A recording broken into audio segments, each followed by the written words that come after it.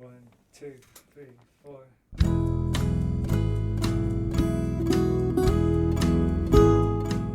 Hello, you're listening to the SKYLIT Books podcast series.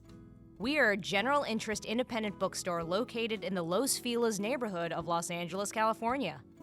This year, because of the coronavirus pandemic, we've had to close our store and cancel in-person events. But SKYLIT is your neighborhood bookstore, and we are finding ways to create community even while we're far apart. In the coming weeks, we'll be putting out lots of new audio content to help you discover new books, connect with authors, and check in with your favorite booksellers. To learn more about how you can help keep SKYLIT alive, please visit our website at skylitbooks.com or check out our social media accounts on Twitter and Instagram. You can subscribe to the podcast on Podbean, iTunes, and Spotify. Thank you for listening and enjoy.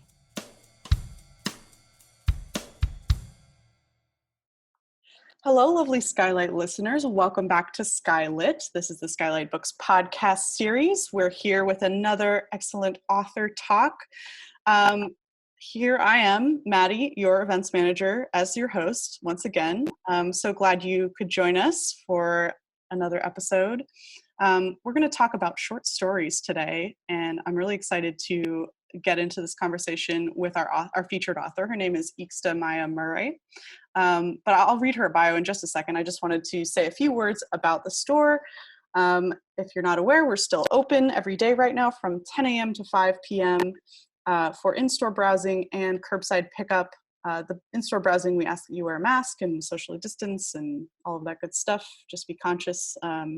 Your booksellers are working really hard in a pandemic, and they're trying their best, and everything's a mess. And we really appreciate all of your patience and understanding with us right now, because it's just not easy to be going to work. It's not easy not to be going to work either. Nobody's having an easy time of it. Everything's on fire. Also, did I mention that? But we have books. We still have books. The books are here. The stories are here. The authors are here with you wherever you are. We wanted to make sure you didn't feel alone in your quarantine. So we're just excited to share this conversation with you. All right, so I'm going to introduce our guest, and then she's going to read from her collection, and then we'll get into it. All right. Yxta Maya Murray is an art critic, author, and law professor at Loyola Law School in Los Angeles, California. She's won a Whiting Writers Award and an Art Writers Grant. She was a finalist for the ASME Fiction Award in 2019. Her work has been published in Art Forum, Aperture, Plowshares, Conjunctions, the Georgia Review, Guernica, the Los Angeles Review of Books, and other magazines. The name of her new short story collection is The World Doesn't Work That Way, But It Could, which I love. That's such a good title for 2020. Yxta, thank you so much for being here today. Maddie, thank you so much for having me. I'm so excited to talk about this book, particularly in this moment in time where everything seems to continually be falling apart. And on that note, I'm going to read for a few minutes from one of the stories in the collection. It's called After Maria.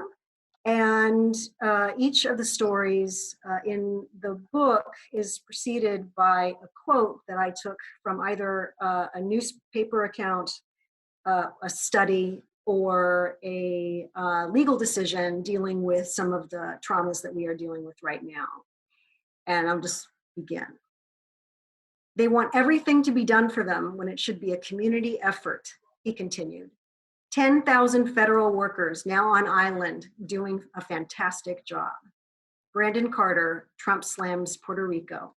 They want everything to be done for them. The Hill, September 30th, 2017. After Maria. I was excited to help. The response here officially was bad. A lot of us knew we needed to react to that somehow. We wanted the victims to know that not everybody here felt like he did. But also, yeah, that's the word for it. Exciting. I applied to go through my union. I'm a nurse in San Bernardino's Memorial Critical Care Unit. My union had asked for names of people who are willing to go there and do first aid, public health, whatever was needed. Our representative didn't say anything outright political, but a lot of us didn't like the president's tone. He'd said, they want everything done for them. We knew that you can't talk like that about patients, victims. I signed up right away. My husband looked bashful with pride when he saw me packing my bags. He told everyone at his work that I had been chosen to do triage in a crisis zone. He said he'd get his mom to help with our daughter and that everybody at home would be okay without me for a little while. You're an amazing woman, he said. That made me feel good. 2 days later, I left. We landed in Luis Munoz Airport in San Juan. A bunch of girls and guys from all over California, not just San Bernardino, were on the flight. We were very geared up on the trip over. Nobody drank anything, and we discussed how serious the situation was. There was also a lightness about it, people glowing and speaking loudly and quickly, like they were on a date. At the airport, you could see the beginnings of the real damage. The lights were out. Hundreds of people lived in the hangars, families sleeping there, eating there. We did first aid on many children. It was not clean. It was wet. There was a smell. We hiked up our bags onto our shoulders and ran out into the crowds. One mother cried as I cleaned up her daughter's foot, which had been cut by falling branches. Another old woman came up to me and asked in English for penicillin. I had a few small bottles on me and I gave her 2, which I later knew had been a stupid mistake. At the airport, it was a populated area, and those people had some care. There were doctors and nurses there. The older woman was really grateful though, you know. I told people at home about it later. I said her reaction was the real story of the people there and gave us a picture that folks in the States, in our parts of the US, weren't getting in the news. Anyway, she was thankful. She kissed my hand. I'll just stop right there. So I'll just talk a little bit about the story that I'm reading from, which is, this book began through my legal work. As I've already indicated, the stories are often preceded by quotes from news agencies or even legal decisions. And I had been doing work on FEMA's failures in Puerto Rico, and I had written a law review article in a legal journal about all the catastrophes in Puerto Rico and the reasons why the death toll there was so high. And in fact, the death toll in Puerto Rico was around 3,000. It was more than 3,000 people, the best estimates.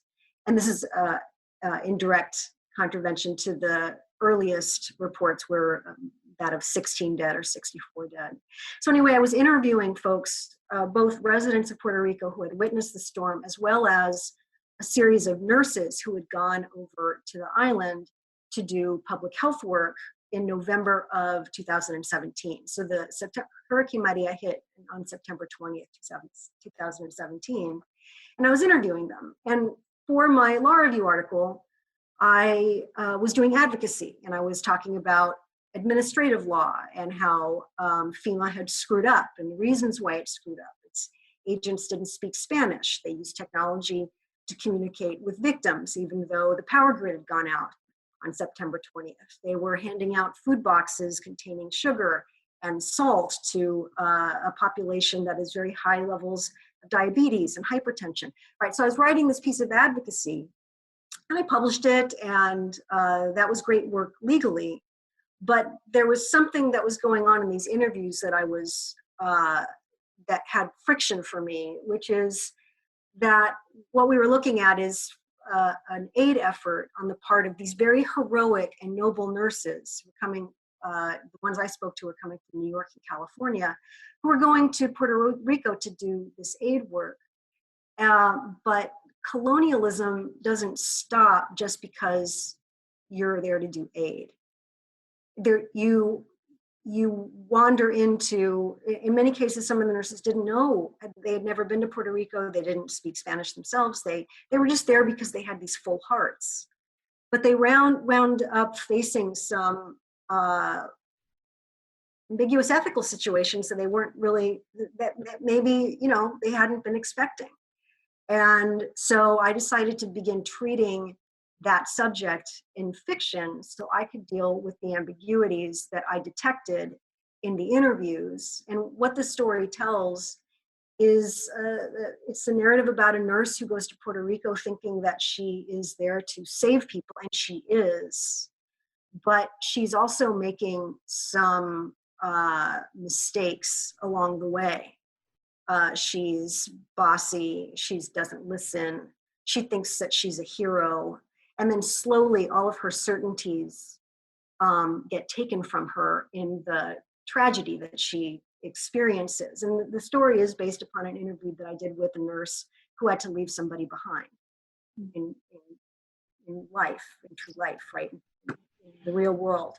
So that became the nucleus for the story, and I decided that I was going to deal with each of, a bunch of the legal and policy traumas that we've been encountering for the past, since the election, and address them not as a lawyer, but as a fiction writer, and imbue that with, what is the saying, the 7 layers of ambiguity, the 7 types of ambiguity, William Empson.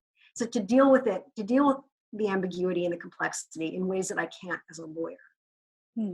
That's so interesting. And yeah, I would love to hear you speak a little bit more about what do you think are the advantages of fiction writing versus reportage? Like what are the tools that you have as a fiction writer that maybe you don't have as a journalist? Well, so where I'm coming from is as a law professor and as a legal scholar, I do some journalism. I did write an op-ed piece about Puerto Rico.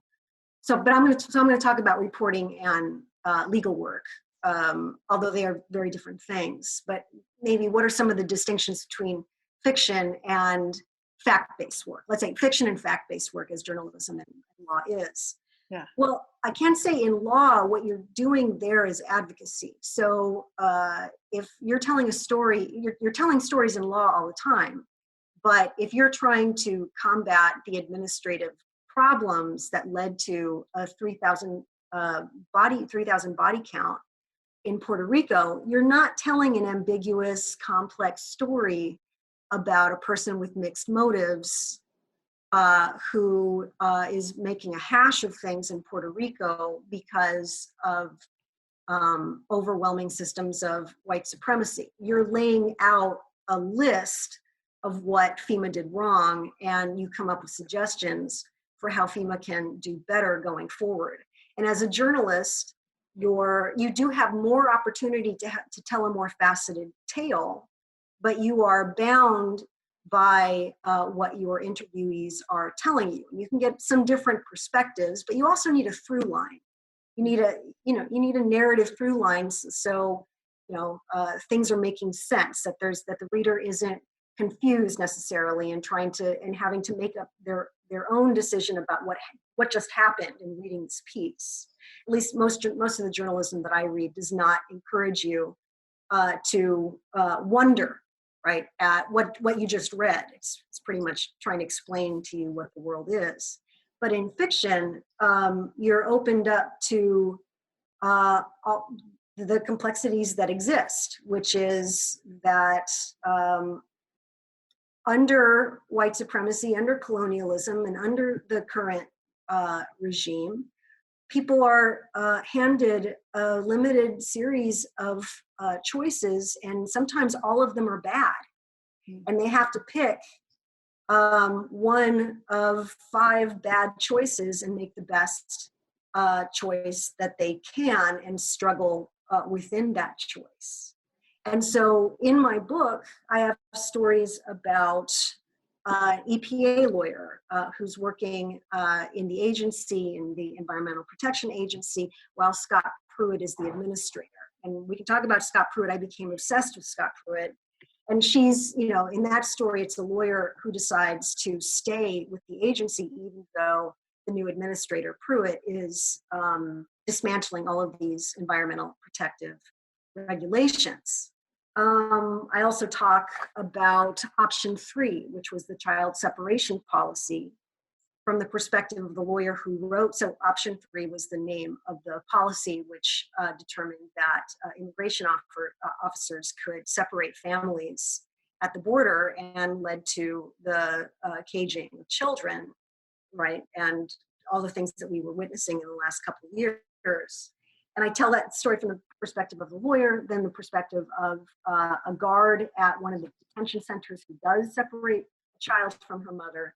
And then I tell the story of that child 30 years later and about the anxiety and that she experiences, but also how she's a fully functioning person who is, just living her life. Mm-hmm. So yeah, that's how the book unfolded. So you talk a lot about this sort of ambiguity as this benefit of fiction, and I'm curious, like, what do you see the function of ambiguity as in a reader, like when they're experiencing these stories and these characters that are complex and maybe not likable, not so relatable. What does kind of dwelling in that ambiguity, or what do you hope that dwelling in that ambiguity will do for your readers? Well, I mean, I think there's an aesthetic and a political answer to that. In terms of the art of it, if you're telling a story that doesn't have much in the way of ambiguity, then you might just be writing a pamphlet or propaganda. So and of course, for every rule that you come up with, you can always find a counterexample. I teach a class in Loyola called Law and Literature, where we read The Yellow Wallpaper by Charlotte Perkins Gilman. And that's not a story that is rife with ambiguity when it comes to patriarchy. Patriarchy is evil in that story, and the victimization is total, and there's no upside to it, and it's just wholly destructive. She has no agency. That's my reading of the story. There might be some counter readings, but it is not rife with ambiguity about patriarchy. John, the husband in The Yellow Wallpaper, is not a multifaceted character, and yet that story is a story that survives.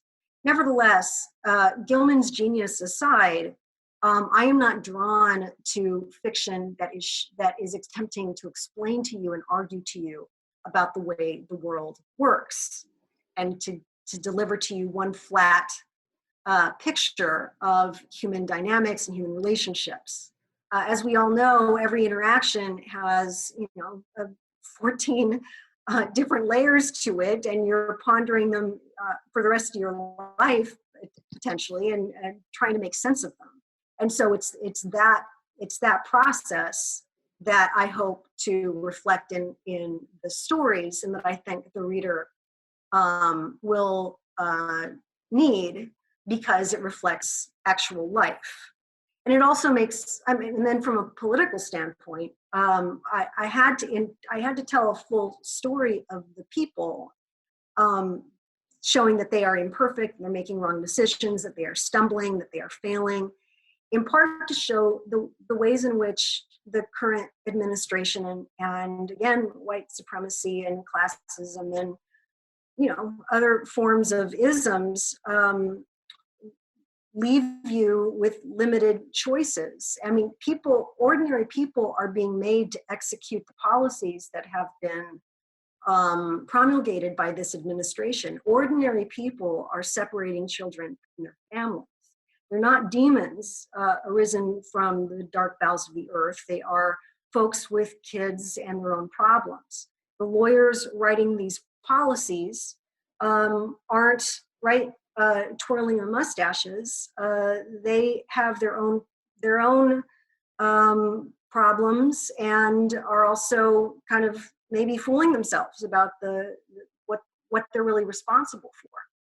And so that shows you the corrosion of this system, which is that it touches so many people who want to be good and want to act well and abide by their most self-gratifying image of themselves. But a low tide can bring a lot of boats down. So the book isn't necessarily, I like a book that takes care of you. I like a Jane Austen where everybody gets married at the end and things like that. But this book doesn't always take care of you. It allows you to feel anxiety and dread in a way like Claudia Rankine and Toni Morrison, if I'm permitted to, name these great authors in connection with my own work. They don't make you comfortable by any stretch of the imagination, and I am not aiming to make my reader comfortable either, though I will say I do reach out my hand to you in a couple of places in the book. Yeah, I mean, I think the title of the book speaks to that attitude, right? That the world doesn't work that way, but it could. There's potentiality there. There better be. There better be. Yeah, and I mean, I don't want to keep harping on this, but do you see that there is connection between the telling of fictional stories and perhaps like real world action? Is that a hope for you? Well, so the old question of what's art for? Art has one answer. It's for its own sake. It has no purpose. But I'll tell you, as a legal scholar, was a law professor or whatever, I and many others have noticed how social movements, and we're seeing that right now, just, look out the window, it's happening right now, the ways in which social movements shape and affect law. But it's not just social movements that have a transformative effect upon law and policy or culture. It's gestures of all kinds, including music and fiction and painting and sculpture.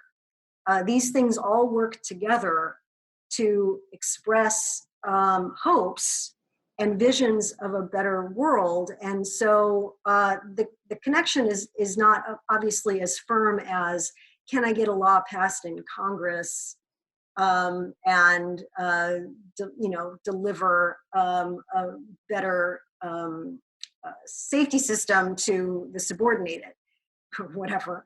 Can I get a law passed that would provide out of work people with the housing and clean food and clean water that they need?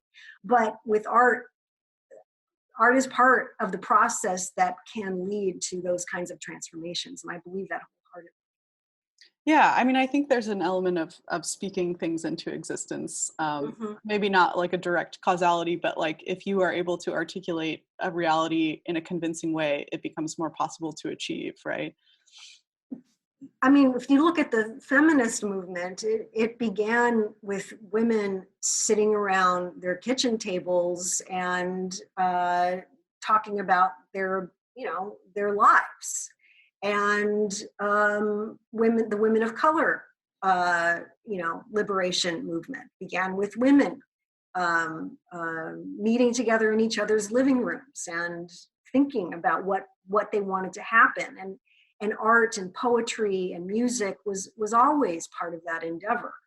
And so even the smallest movement can eventually lead to something. I really do believe that.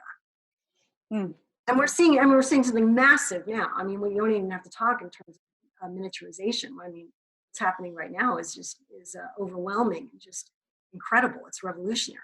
Yeah, and I think it's been cool also from the book world to see this social movement, this uprising feeding back into the art that gets produced and promoted. I'm excited. Yeah, I'm excited to see what's going to come out of this. Yeah, me too. I mean, it's already happening. I think there's definitely, it's long past time for a reckoning in the publishing industry, and we move slowly, but I'm starting to feel the movement happening. That's great. Which is good. That's great. Yeah. So obviously releasing a book during COVID, not great, but could you just talk about your experience so far with having this book out now, and maybe a possible life or lives that you imagine for it? Right. What a lovely question. What a lovely idea to try to imagine a future for this book. I mean, everyone who is publishing and writing right now knows that they are writing in, for us, unprecedented circumstances, and that there's the attention is focused so much on staying alive and literally surviving. I mean, people are evacuating right now from Santa Cruz, as far as I understand. So I think that everybody who's publishing right now, particularly somebody like me who's coming out with a book from a small press, and so was so lucky to be on this podcast, knows that there's a lot going on right now. But I wrote the book for people who need it. People who, like, Walmart happened a year ago. El Paso, El Paso massacre happened on August 3rd last year, and it's the people, maybe we would like to forget that happened, but and it's easy to become distracted by other things. But this is a book laying out recent history so that we can remember and think about what has actually been happening to us. It is an effort at awakening, and it's also a time capsule for the future. So, I mean, in the future, there will be some girl or person who reaches out and does read this book and gets a glimpse about what we went through. This, along with millions of other artifacts, and that's my vision for the future. I love thinking about books as time capsules. That's really nice. They really are. I mean, they do transport you temporally and emotionally, and that's just one of those things that, COVID or no, it still works. Right. I mean, go ahead. Joe, just well, I mean, you were asking about COVID in particular. I don't really. COVID is stunning. It is. You go through these processes where you think, oh well, I'm not sick. I don't know. You're just going through these mental processes all day long. Like, this is actually happening. Yes, I know, but somebody who's sick. It's just so distracting. And I have been resorting to art as a way to locate myself. So, I just finished. I think you're going to be asking about what I'm reading right now, but reading has been such a central part of my life since COVID hit, and also looking at art and thinking about visual art and performance, which I am only getting, of course, on the web. But I was reading Edwidge Danicat's Everything Inside, and I'm now making my way through Elizabeth Bowen's collected stories. And it's those moments of recognition of humanity, that those moments of contemplation that arrive with art, that is really helping me remain, insofar as I'm able to, stable within all the tumult that's happening. Yeah, I think that a lot of people might be having a similar experience where, well, some people are having the experience of like, I can't read at all right now, which I've gone through that too, but but that art is here for us in this time in a way that our government is not, in a way that our businesses and our employers are not, and in the way our culture is not. I think art is still here for those of us who need that solace, and that's heartening to me. So yeah, I definitely go through weeks where I'm like, oh, a book, why? I don't want to touch that. Oh, right. Then you worry about what's happening to your intellect or your imagination if it's deteriorating. I now have to tell myself stories to go to sleep. So I'm coming up. I found actually, so pro tip, if you really can't go to sleep, come up with a simple story and just start telling it to yourself with lots of detail, and you might be able to go to sleep. That's what I've been doing. What genre of story are you telling yourself? I have been it's so embarrassing. I've been telling myself the simplest story. I've been telling myself the story about a mouse named Harold who smells some cheese. Yeah, and for some reason he's living in an island off the coast of Maine where there are a lot of sheep. And he winds up taking a piggyback ride on a lamb. And then I don't know much beyond that because I'm always asleep, which is the goal. So yeah, if you're going to get anything out of this podcast, tell yourself a story and maybe you'll be able to get some damn sleep. Harold's life sounds so nice and relaxing. Can he invite me to his island? Right, and it's not full of like, oh, all this disappointment or the cheese is illusion or it doesn't taste very good. No, it's everything. It's all wishful. It's all mouse wishful thinking. That's such a good pro tip. Oh my gosh, I'm gonna try this. Yeah, it works. Well, Yxta, thank you so much for talking with me. This has been great, and I've enjoyed so much hearing about your thought process and how you put this collection together. And I really hope our listeners check it out. The title again is "The World Doesn't Work That Way, but It Could." Yxta Maya Murray was my guest today. Yxta, do you have any last thoughts or things you want to say to our listeners before we say goodbye? No, Maddie, I just want to thank you so much for your generosity and your kindness and your goodwill. And I want to tell all the people who are listening that miss you. I miss you, and I can't wait till we can all be together again. Thank you so much. You're welcome. All right, everybody. Thank you so much for listening. This has been SKYLIT. We'll catch you on the flip side. Thank you for listening to the SKYLIT Books podcast series. Please don't forget to visit our website at skylitebooks.com and make sure to follow us on Twitter and Instagram. Also, don't forget to subscribe to this podcast for more author talks and bookseller conversations. You can find us on Podbean, iTunes, and Spotify. Stay safe and healthy, and we hope to see you back in our store soon. I see